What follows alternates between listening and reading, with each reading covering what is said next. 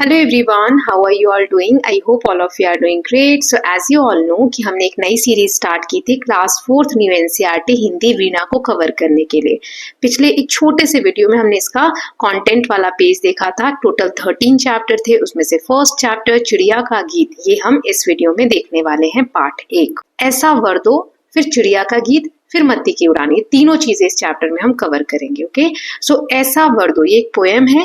भगवान हमको ऐसा वर दो, जग के सारे सद्गुण भर दो। बच्चे यहाँ पर भगवान से प्रार्थना कर रहे हैं। सो कवि ईश्वर से प्रार्थना करता है कि वह हमें ऐसा वरदान दे जिससे हमारे भीतर अच्छे गुण आ जाएं, प्रेम, दया, सच्चाई जैसे अच्छे गुणों से भर जाएं।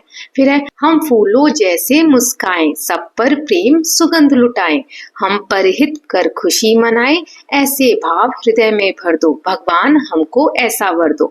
यहाँ पर कवि क्या कह रहे हैं कि फूलों जैसे वो मुस्काते रहें, दूसरों में प्रेम बांटे।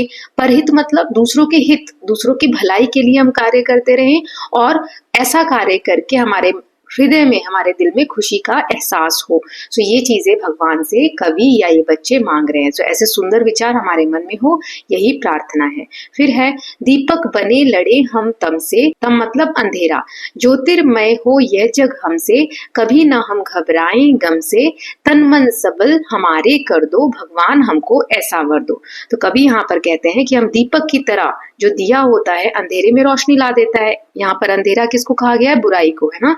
सो हम दीपक की तरह अंधेरा यानी बुराई से लड़ने वाले बने और अपने प्रकाश से पूरे संसार को रोशन करें, दुखों से ना डरे और शरीर व मन से मजबूत बने। ऐसा वरदान ये बच्चे या कवि भगवान से मांग रहे हैं। ओके, देन सत्य मार्ग पर बढ़ते जाएं, सबको ही सन्मार्ग दिखाएं। सन्मार्ग मतलब अच्छा मार्ग, सब मिलकर जीवन फल पाएं, ऐसे ज्ञान बुद्धि से भर दो, भगवान हमें ऐसा वर दो। अब यहाँ पर कवि कहते हैं कि हम सत्य के रास्ते पर चलते रहें और दूसरों को भी वही राह दिखाएं, यानी सत्य की राह दिखाएं। मिलकर अच्छे कर्म करें जो ज्ञान व समझ से भरपूर हो। यह प्रार्थना भगवान से कवि कर रहे हैं। तो इस कविता के कवि कौन है? त्रिलोक सिंह ठकुरेला। ओके, तो ये पोयम बहुत प्यारी है, जिसमें कवि बच्चों के माध्यम से भगवान जी से क्या क्या प्रार्थना कर रहे हैं, कैसे वो फूलों की तरह मुस्काना चाहते हैं, कैसे दूसरों की भलाई करके खुश होना चाहते हैं, दिए की तरह अंधेरे से यानी बुराइयों से लड़ना चाहते हैं, उसके बाद अपने आप को मजबूत बनाने का वरदान मांग रहे हैं भगवान से, है ना। सो ये सारी इस कविता का एक सार है जो मैंने आपको एक्सप्लेन किया। अब जो कविता है चिड़िया का गीत, वो पढ़ लेते हैं। दो लाइन पढ़ेंगे और इनका मतलब समझेंगे। ओके, सबसे पहले, मेरे घर का अंडे जैसा था आकार, तब मैं यही समझती थी बस इतना सा ही है संसार। तो ये छोटी सी चिड़िया जब अंडे में होती है, तो उसको लगता है कि वो छोटा सा अंडा ही इतनी ही बड़ी दुनिया है, दुनिया इससे बाहर है ही नहीं, क्योंकि उसने सिर्फ उतनी ही चीज देखी होती है, उतना ही आकार देखा होता है ना। तो यह पंक्ति एक नन्ही चिड़िया के अनुभव से जुड़ी हुई है, जो अपने जीवन की शुरुआत कैसे हुई वो बता रही है। चिड़िया कहती है कि जब वह बहुत छोटी थी तो उसका घर अंडे जैसा था, उसे लगता था कि यही छोटा सा घर ही पूरा संसार है। उसके सोचने का दायरा तब बहुत सीमित था, क्योंकि उसे पता ही नहीं था कि बाहर कुछ और भी चीजें होती हैं। फिर मेरा घर बना घोंसला, सूखे तिनकों से तैयार, तब मैं यही समझती थी बस इतना सा ही है संसार। अब जब चिड़िया अंडे से बाहर निकली तो तिनके से बने हुए घोंसले में रहने लगी, तब उसे पता चला अंडे जितना छोटा नहीं है, ये तो घोंसले जितना बड़ा है। मतलब अभी भी सिर्फ घोंसले जितना छोटा ही वो दुनिया को समझ रही है। सो इस हिस्से में चिड़िया अपने जीवन का एक नया चरण शुरू कर रही है कि अब वो अंडे से बाहर आ गई है। अब उसे यही छोटा सा घोंसला ही उसकी पूरी दुनिया लगती है। यह जीवन के छोटे अनुभवों तक सीमित सोच को दर्शाता है कि हम बहुत दूर तक का नहीं सोच पाते हैं। फिर है, फिर मैं निकल गई शाखों पर, हरी भरी थी जो सुकुमार, तब मैं यही समझती थी बस इतना सा ही है संसार।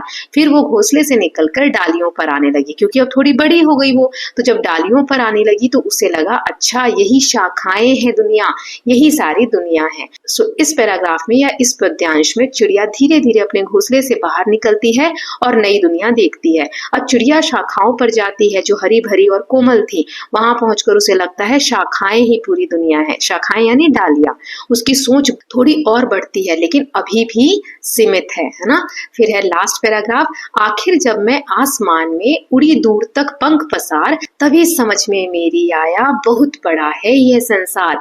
फिर एक दिन अचानक से चिड़िया जब आसमान में उड़ती है, शाखाओं से, डालियों से ऊपर जाकर आसमान में उड़ती है, तब उसे पता चलता है कि दुनिया कितनी बड़ी है। ये अंतिम चरण है जब चिड़िया उड़ना सीखती है और आकाश में जाती है। यहाँ दिया है जब चिड़िया ने खुले आकाश में उड़ान भरी और दूर दूर तक पंख फैलाकर देखा, तब उसे पहली बार एहसास हुआ कि संसार बहुत बड़ा है। अब उसकी सोच और समझ पूरी तरह से विकसित हो गई है। अब उसे पता चल चुका है कि संसार सीमित नहीं है। अब क्वेश्चन आंसर देख लेते हैं। सो बातचीत के लिए यहाँ पर प्रश्न दिए गए हैं। पशु पक्षियों के लिए घर आवश्यक है या नहीं, कारण भी बताइए। हाँ, पशु पक्षियों के लिए घर आवश्यक है क्योंकि घर उन्हें सुरक्षा, आराम और रहने की जगह देता है। आपके परिवार के सदस्य घर से बाहर क्यों जाते हैं? वे कमाई करने के लिए, पढ़ाई करने के लिए या खरीदारी करने के लिए या अन्य किसी कार्य के लिए घर से बाहर जाते हैं। जब परिवार के सदस्य बाहर जाते हैं या बाहर से आते हैं तो आपको कैसा लगता है और क्यों लगता है? तो जब वे जाते हैं तो थोड़ी उदासी होती है, जब वे आते हैं तो खुशी होती है, क्योंकि जब वो हमारे पास होते हैं तो हमें खुशी का अनुभव होता है, हम उनके साथ सारी चीजें सेलिब्रेट कर सकते हैं। देन जब कोई अतिथि आपके घर आता है या आप किसी संबंधी के यहाँ जाते हैं तब आपको कैसा लगता है? जब कोई अतिथि हमारे घर आता है या हम किसी संबंधी के यहाँ जाते हैं तो बहुत अच्छा लगता है, उनसे मिलकर खुशी होती है और घर का माहौल भी आनंद से भर जाता है। क्या आपको लगता है कि पक्षियों की तरह हम भी धीरे धीरे बड़े होते हैं और फिर उनकी तरह ही संसार देखते हैं? अपने अनुभव साझा कीजिए। हाँ, पक्षियों की तरह हम भी धीरे धीरे बड़े होते हैं। पहले छोटे से बेबी होते हैं, फिर धीरे धीरे बड़े होते जाते हैं ना। जैसे पक्षी उड़ना सीखते हैं, हम नई नई चीजें सीखते हैं, वैसे ही हम भी अनुभव से सीखते हैं और हमारी समझ भी धीरे धीरे बढ़ती है। फिर है कविता की बात। यहाँ 4 विकल्प हैं जो सही है, उस पर हमें टिक करना है। घोंसले से संबंधित उपयुक्त वाक्यों को चिन्हित करना है। घोंसला पक्षियों का घर होता है, सही है। एक से ज्यादा विकल्प हो सकते हैं ना। घोंसला सूखे तिनकों से बनाया जाता है, बिल्कुल सही। पक्षियों का घोंसला केवल पेड़ पर होता है, नहीं। घोंसला तो हमने देखा है घरों में खिड़कियों पे होता है, कभी कभी खाली जगह जो घर में होती है छत पे, वहां भी घोंसले होते हैं ना। सो कुछ पक्षियों का घोंसला हमारे घरों में भी होता है, तो ये सही है। एक गलत है, बाकी तीनों सही है ना। यहाँ दिया कविता में अंडे जैसा आकार का प्रयोग हुआ है। निम्नलिखित में से किसके लिए किया गया है अंडे वर्ड का या अंडे का आकार का प्रयोग? घर के लिए, है ना। चिड़िया अपने घर को अंडे जैसा बता रही है। फिर है तब मैं यही समझती थी बस इतना सा ही है संसार। इतना सा जो ये है, इसका अर्थ क्या है? बहुत छोटा, बहुत बड़ा, बहुत लंबा या रंग बिरंगा? बहुत छोटा। देन नेक्स्ट इज नीचे दी गई कविता की पंक्तियों का मिलान हमें नीचे दी गई उपयुक्त पंक्तियों से करना है। तो देखो किससे मिलेगा ये वाला। फिर मेरा घर बना घोंसला सूखे तिनकों से तैयार, तब मैं यही समझती थी बस इतना सा ही है संसार। फिर है फिर मैं निकल गई शाखों पर हरी भरी थी जो सुकुमार, तब मैं यही समझती थी बस इतना सा ही है संसार। सबसे पहले मेरे घर का अंडे जैसा था आकार, तब मैं यही समझती थी बस इतना सा ही है संसार। सबसे लास्ट वाला जो पैराग्राफ था, आखिर जब मैं आसमान में उड़ी दूर तक पंख पसार, तभी समझ में मेरी आया बहुत बड़ा है ये संसार। तो सिर्फ लास्ट वाले पैराग्राफ से ये मैच होगा। देन सोचिए और समझिए। प्रश्न है, चिड़िया को ये संसार कब कब छोटा लगा? जब वे अंडे में थी, शाखाओं पे थी और घोंसले तक सीमित थी। खुले आकाश में उड़ते समय चिड़िया ने क्या क्या देखा होगा जिससे उसे लगा कि संसार बहुत बड़ा है? खुले आकाश में उड़ते समय चिड़िया ने पहाड़ देखा होगा, पेड़ देखे होंगे, नदी, मैदान और विस्तृत आकाश देखा होगा। देन प्राय सुबह शाम पक्षियों की चहचहाट, कलरव सुनाई देते हैं। ऐसा क्यों होता है? तो सुबह और शाम को आप सुनेंगे तो पक्षियों की आवाज आती है। ऐसा क्यों होता है? पक्षियों की जो चहचहाट है सुबह शाम सुनाई देती है क्योंकि वे सुबह सूरज निकलने पर और शाम को विश्राम से पहले गाते हैं या बोलते हैं। ठीक है। फिर है समझ और अनुभव। जब कोई शिशु चिड़िया घोंसले से बाहर आती है तो उसे लगता है कि संसार बहुत बड़ा है। क्या आपको भी घर से बाहर निकलते समय ऐसा अनुभव होता है और क्यों होता है? सो हाँ, जब मैं घर से बाहर निकलता हूँ या निकलती हूँ तो मुझे भी ऐसा ही अनुभव होता है जैसे चिड़िया को हुआ होगा। बाहर की दुनिया बहुत रंग बिरंगी और नई लगती है। हर जगह कुछ नया देखने और सीखने को मिलता है। जैसे जैसे मैं आगे बढ़ता हूँ या बढ़ती हूँ वैसे वैसे मेरी समझ भी बढ़ती जाती है। देन एक शिशु पक्षी की तरह आप भी धीरे धीरे बड़े हो रहे हैं। अब तक आप में भी कई परिवर्तन आए हैं। नीचे दिए गए शीर्षकों के अनुसार अपने अंदर आए परिवर्तनों को लिखना है। इसके अतिरिक्त भी अगर कोई परिवर्तन आपको अनुभूति होती है तो वो भी लिख सकते हैं। जैसे शारीरिक परिवर्तन, अब मेरी ऊंचाई पहले से अधिक हो गई है, मैं पहले से मजबूत भी हो गया हूँ या हो गई हूँ। ऐसे ही आप खेल के लिए लिख सकते हैं। अब मुझे तरह तरह के खेल खेलने में मजा आता है, जैसे फुटबॉल, बैडमिंटन या दौड़ना। फिर समझ में क्या परिवर्तन आया है, पहले मैं चीजों को जल्दी नहीं समझ पाता था, लेकिन अब मैं सोच समझ कर जवाब देता हूँ और जिम्मेदारी भी लेता हूँ। फिर है खान पान में, अब मैं चिप्स या टॉफी से ज्यादा फल, दूध और पौष्टिक खाना खाना पसंद करता हूँ, क्योंकि ये मुझे स्वस्थ बनाते हैं। सो यहाँ मैंने कुछ लिख के दिए हैं, बाकी का आप क्या क्या चेंजेस अनुभव करते हैं वो आप लिख सकते हैं। देन पहले चिड़िया को लगता था कि उसका संसार बहुत छोटा है, पर सच्चाई कुछ और ही थी। उस समय आपको कैसा लगा जब आपने इसमें से किसी एक को पहली बार देखा? यहाँ कुछ चीजें दी गई हैं, उनको जब आपने पहली बार देखा तो आपको कैसा लगा वो बताना है। इसके अतिरिक्त भी कोई अनुभव है तो वो भी आप शेयर कर सकते हैं। जब मैंने पहली बार रेलगाड़ी और हवाई जहाज देखा तो मुझे रोमांच और खुशी हुई। इतनी बड़ी और तेज चलने वाली देखना मेरे लिए नया और आश्चर्यजनक था। उस समय मुझे लगा कि दुनिया कितनी आगे बढ़ गई है और मुझे भी इसे जानने का मौका मिला है। ये अनुभव मैं कभी नहीं भूल पाऊंगा या भूल पाऊंगी। फिर है चित्रों की भाषा। नीचे दिए गए चित्रों को ध्यान से देखिए। चित्र से मेल खाती कविता की कुछ पंक्तियां उदाहरण के रूप में दी गई हैं। अब जो नहीं दी गई है वहां पर आपको लिखना है। जैसे पंख फैलाकर उड़ रही है, तो पहले में क्या है, आखिर जब मैं आसमान में उड़ी दूर तक पंख पसार, तभी समझ में मेरी आया बहुत बड़ा है ये संसार। तो यहाँ पर क्या होगा, सबसे पहले मेरे घर का अंडे जैसा था आकार, तब मैं यही समझती थी बस इतना सा ही है संसार। नाउ नेक्स्ट इज अनुमान और कल्पना। कविता की पंक्ति है, आखिर जब मैं आसमान में उड़ी दूर तक पंख पसार, चिड़िया ने अंततः इतनी दूर तक उड़ान क्यों भरी होगी? चिड़िया ने उड़ान भरी ताकि वह अपने घोंसले से बाहर की दुनिया को देख सके और संसार को समझने का अनुभव ले सके। फिर है पक्षी खुले आकाश में बहुत दूर तक उड़ते हैं। लंबी दूरी, हजारों पेड़ों और सैकड़ों घोंसलों के बीच पक्षी अपना घोंसला कैसे ढूंढते होंगे?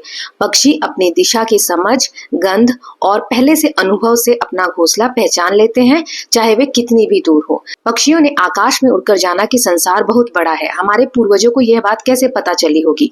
पूर्वजों ने यात्राएं की होंगी, आकाश और प्रकृति को देखा होगा, जिससे उन्हें समझ में आया होगा कि संसार बहुत विशाल है। फिर है, जब आप कहीं बाहर जाते हैं तो घर के बड़े बूढ़े आपको कुछ निर्देश देकर भेजते हैं। क्या पक्षियों के माता पिता भी उन्हें उड़ने के पूर्व कुछ निर्देश देते होंगे? यदि हाँ, तो वे निर्देश क्या क्या हो सकते हैं? हाँ, वे शायद बच्चों को उड़ने से पहले सावधानी बरतने, ऊंचाई से डरने और भोजन की खोज जैसी जरूरी निर्देश देते होंगे। नाउ नेक्स्ट इज कल्पना की उड़ान। हर कोई पक्षी बनकर आकाश में उड़ना चाहता है। कल्पना कीजिए कि आप सभी खुले आकाश में पंख फैलाकर उड़ रहे हैं। कोई पहाड़ों के ऊपर उड़ रहा है, कोई समुद्र के ऊपर, कोई क्रिकेट मैच देखते हुए उड़ रहा है, कोई विवाह के भोज का आनंद लेते हुए उड़ रहा है।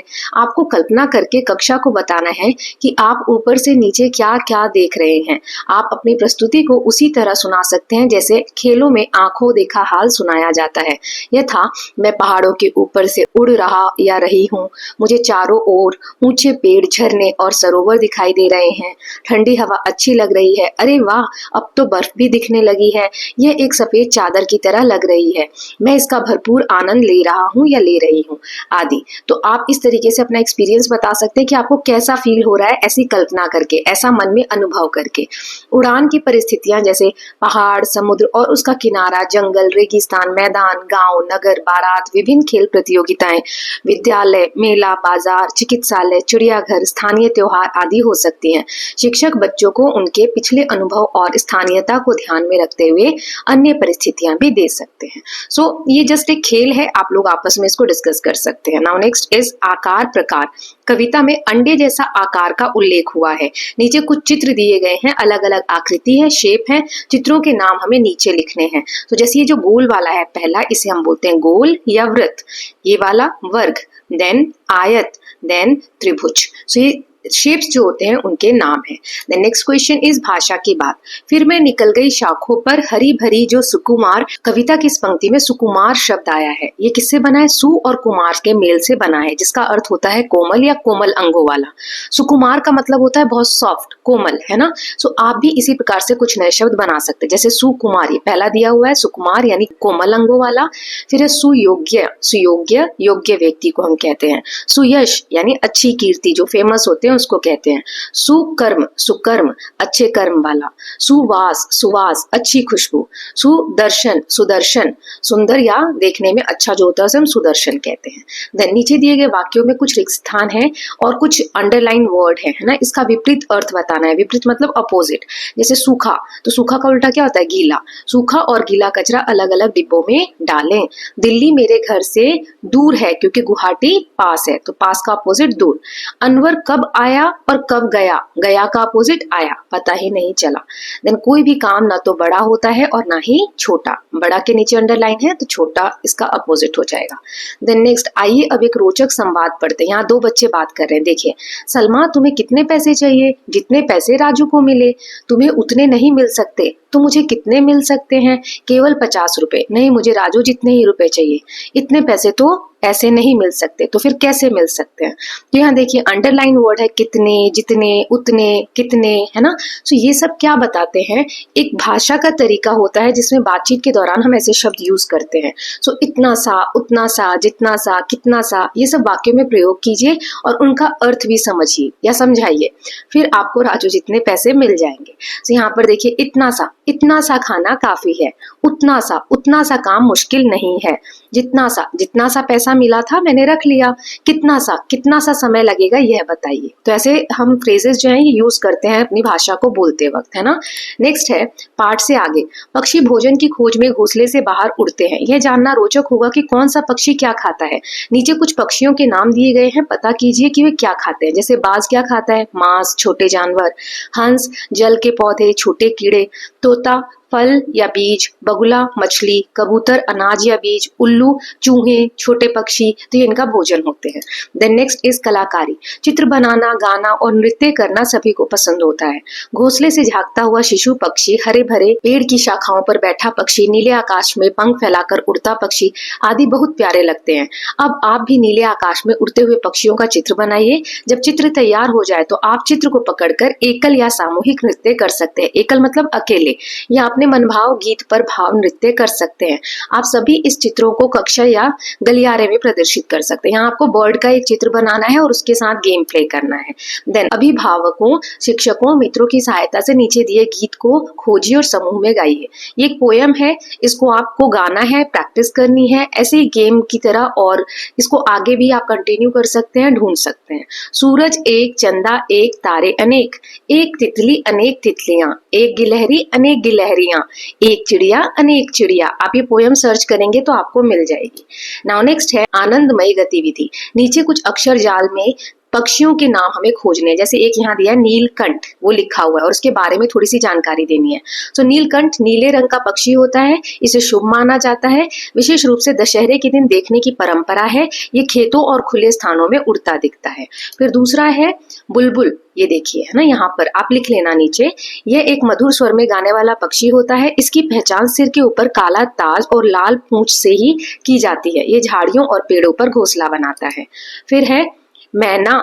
मैना काले या भूरे रंग की होती है और बहुत चतुर पक्षी मानी जाती है। ये इंसानों की आवाज की नकल भी कर सकती है। मंदिरों और बाग बगीचों के पास देखे जाती है। देन कबूतर, ये एक शांत स्वभाव वाला पक्षी है। सफेद, स्लेटी या काले रंग में अक्सर घरों की छतों पर रहता है। ये दाना चुगता है और संदेश वाहक जो संदेश लेकर जाते हैं, पहले के समय में चिट्ठी भी पहुंचाने का ये लोग काम करते थे, तो इस रूप में भी ये प्रसिद्ध है। फिर है बतख। तो बतख तालाब, झील या नदी के पास रहते हैं। पानी में तैरना इन्हें पसंद होता है। ये पानी के कीड़े, छोटे पौधे और मछलियां खाते हैं। कभी कभी अनाज भी खाते हैं।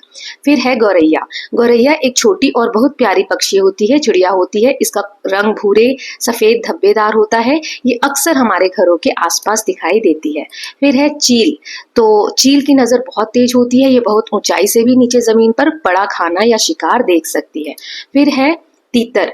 तीतर ज्यादा उड़ता नहीं है, ये जमीन पर तेज दौड़ता है और जरूरत पड़ने पर छोटी दूरी तक उड़ सकता है। देन आगे दिया हुआ है, जब शिशु पक्षी चहचहाते हैं तो एक मधुर ध्वनि सुनाई देती है। आइए हम भी शिशु पक्षियों की तरह चहचहाएं। सभी बच्चे अपनी एक हथेली अपने होठों पर रखें। सभी मिलकर ची ची की ध्वनि निकालें। आपको लगेगा कि आप ही पेड़ की शाखाओं से शिशु पक्षी बनकर एक ध्वनि निकाल रहे हैं। बस पक्षियों की चहचहाट सुनिए और आनंद लीजिए। पक्षियों की ध्वनियों को निकालना सभी को रुचिकर लगता है। आइए अब हम बारी बारी से किसी भी पक्षी की ध्वनि निकालते और तालियों की गड़गड़ाहट से उसका स्वागत करते हैं। तो यहाँ पर आपको बर्ड्स की आवाज को कॉपी करने की कोशिश करना है ना, तो ये तो आप खुद ही करेंगे ना। यहाँ पर पशु पक्षियों से संबंधित कुछ पहेलियां दी गई हैं, सही चित्र के साथ उसे मैच करना है। जैसे पंखों में नाखून हूँ रखता, रात अंधेरे में ही उड़ता, दिन में ना मैं भोजन पाऊं, उल्टा होकर के सो जाऊं। तो ये है चमगादड़, ये वाला बैट बोलते हैं इसको इंग्लिश में।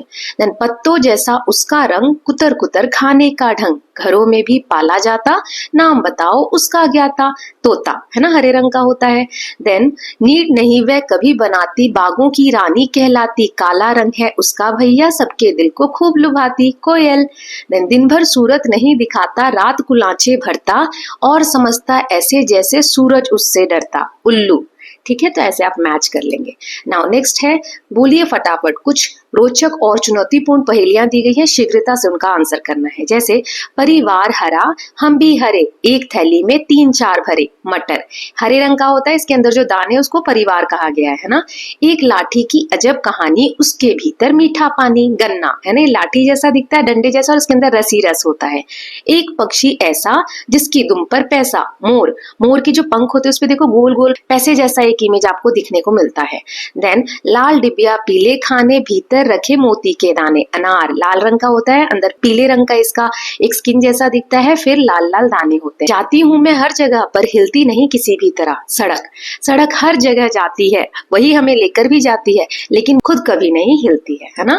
देन मती की उड़ान, यहाँ हम भारत की पहली महिला पायलट के बारे में जानने वाले हैं। आइए मिलते हैं भारत की पहली महिला पायलट सरला ठकराल से। इन्हें प्यार से मती कहा जाता था। इनका जन्म 1914 में दिल्ली में हुआ था। सरला मात्र 21 वर्ष की आयु में पायलट का लाइसेंस पाने वाली पहली भारतीय महिला बनी। उन्होंने सन 1936 में पहली बार लाहौर में जिप्सी मौत नाम का 2 सीट वाला विमान अकेले उड़ाया था। वे साड़ी पहनकर विमान उड़ाने वाली पहली महिला थी। उन्होंने वायुयान का लाइसेंस प्राप्त करने के लिए 1000 घंटे की उड़ान का कठिन अभ्यास किया था। सो इनका नाम आपको याद होना चाहिए। तो इसके साथ स्टूडेंट्स हमने जो फर्स्ट चैप्टर के 3 पार्ट्स थे, ऐसा वर दो, चिड़िया का गीत, मती की उड़ान, ये तीनों चीजें कंप्लीट कर ली हैं।